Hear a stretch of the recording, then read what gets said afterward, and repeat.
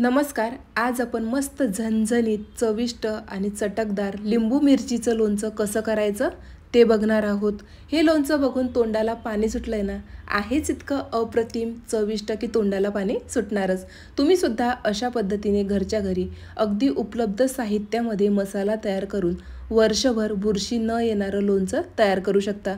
आज आपण अगदी साध्या आणि सोप्या पद्धतीने लोणचं कसं तयार करायचं ते पटकन खाता येईल. 3 ते 4 दिवस मुरवत ठेवायची सुद्धा गरज नाही. चला तर वेळ न घालवता पटकन आपण रेसिपीला सुरुवात करूया. इथे मी अर्धा किलो हिरवी मिरची घेतलेली आहे.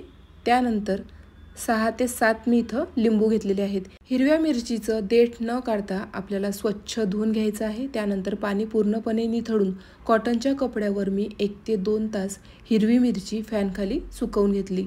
लिंबू सुद्धा आपल्याला स्वच्छ धुवून त्यानंतर कॉटनच्या कपड्याने पुसून घ्यायचं आहे. सर्वात महत्त्वाची टीप, देठ असतानाच मिरची धुवून घ्यायची आहे. देठ काढल्यानंतर मिरची धुतली तर पाणी आत शिरतं आणि आपल्या मिरचीच्या लोणच्याला बुरशी येते. सर्वात आधी लोणच्याचा मसाला कसा करायचा ते बघूया. पॅनमध्ये 3 चमचे मेथीदाणा, त्यानंतर 2 चमचे जिरं, 3 चमचे इथं मी धने घेतलेले आहेत, 3 चमचे आपल्याला मोहरी घ्यायची आहे. त्यानंतर अर्धा चमचा इथं मी काळी मिरी घेतलेली आहेत. 2 चमचे इथं मी बडीशोप घेतलेली आहे. माझ्याकडे भाजलेली बडीशोप असल्यामुळे मी भाजलेलीच घेतलेली आहे. आता मीडियम फ्लेमवर 1 ते 2 मिनिट सर्व मसाले आपल्याला व्यवस्थित भाजून घ्यायचे आहेत. जास्त वेळ भाजू नका. जर तुम्ही जास्त वेळ मसाले भाजले तर ते करपण्याची शक्यता असते.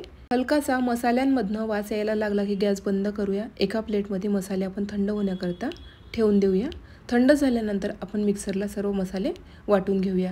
आता त्याच पॅनमध्ये इथं मी 1 कप मोहरीचं तेल घेतलेलं आहे. तुम्ही शेंगदाणा तेल सुद्धा घेऊ शकता. मोहरीच्या तेलामुळे लोणचं अप्रतिम चवीचं बनून तयार होतं. तुम्ही सुद्धा एकदा मोहरीच्या तेलामध्ये लोणचं नक्की ट्राय करा.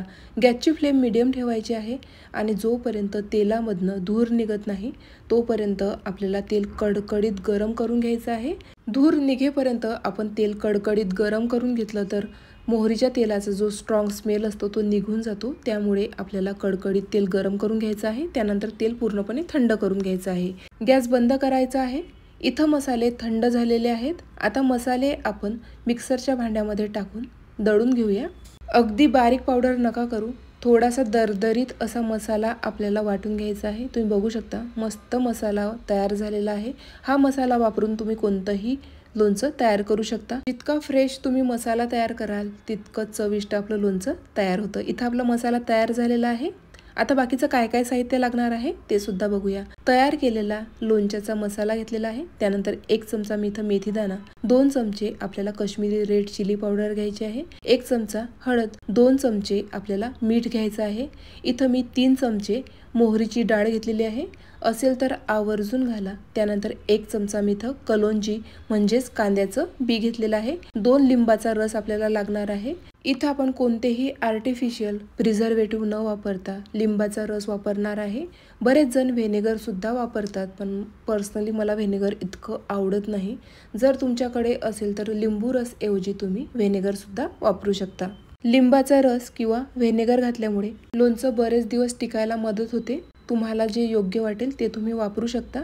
इथं मी अर्धा किलो हिरवी मिरची घेतलेली आहे. लिंबू आपण घेतलेले आहे. सुरुवातीला सांगितल्याप्रमाणे दोन्ही मी स्वच्छ धुवून त्यानंतर पूर्णपणे कोरडे करून घेतलेले आहे. आता हिरव्या मिरचीचे तुकडे न करता किंवा हिरवी मिरची कट करून न घेता इथं मी चॉपरच्या मदतीने मिरची चॉप करून घेणार आहे, म्हणजेच बारीक करून घेणार आहे. अशा पद्धतीने जर तुम्ही चॉपरच्या मदतीने मिरची बारीक करून घेतली की 2 ते 3 दिवस तुम्हाला लोणचं मुरवत ठेवायची सुद्धा गरज नाही. अगदी 10 ते 15 मिनिटांमध्ये लोणचं तयार होतं आणि लगेच तुम्ही खाऊ सुद्धा शकता. पटकन मसाला एकजीव होतो आणि मुरतो.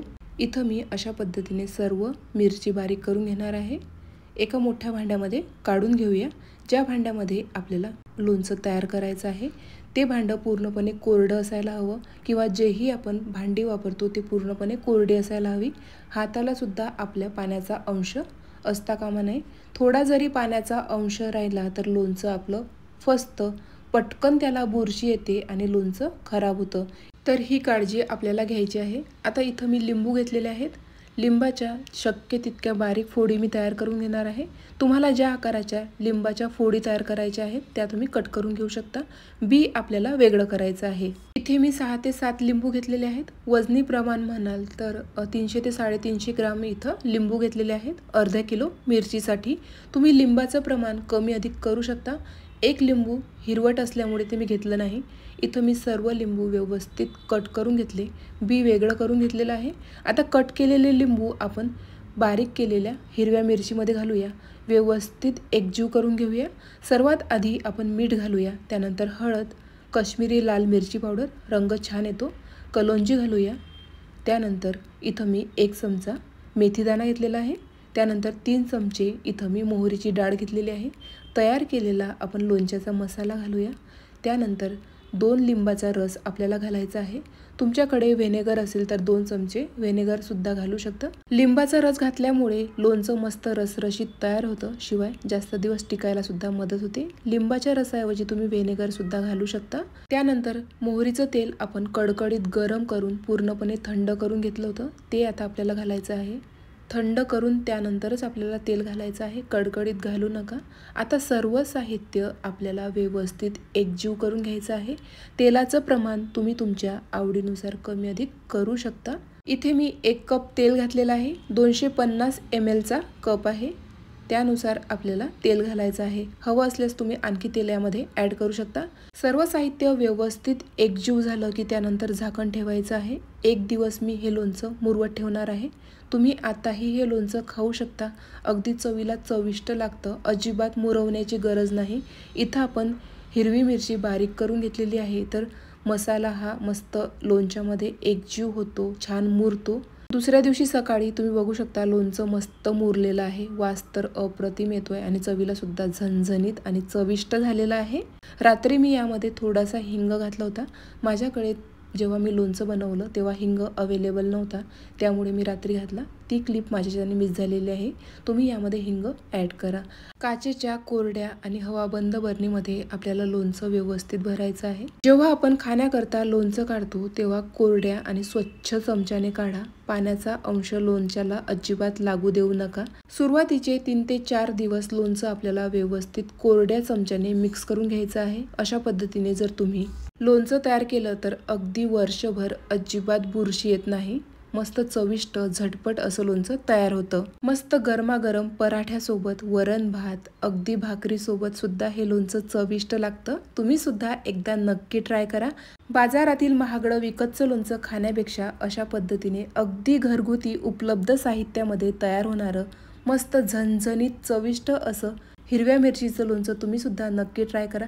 याआधी मी हिरव्या मिरचीचं लोणचं कसं तयार करायचं त्याची रेसिपी शेअर केलेली आहे, लिंक डिस्क्रिप्शन बॉक्समध्ये दिलेली आहे, नक्की चेक करा। जर तुम्हाला आजची रेसिपी आवडली असेल तर प्लीज जास्तीत जास्त शेअर करा। अशाच मस्त नवनवीन आणि पारंपरिक रेसिपीजसाठी योगिताज किचन स्टोरीला सबस्क्राईब करायला मात्र विसरू नका।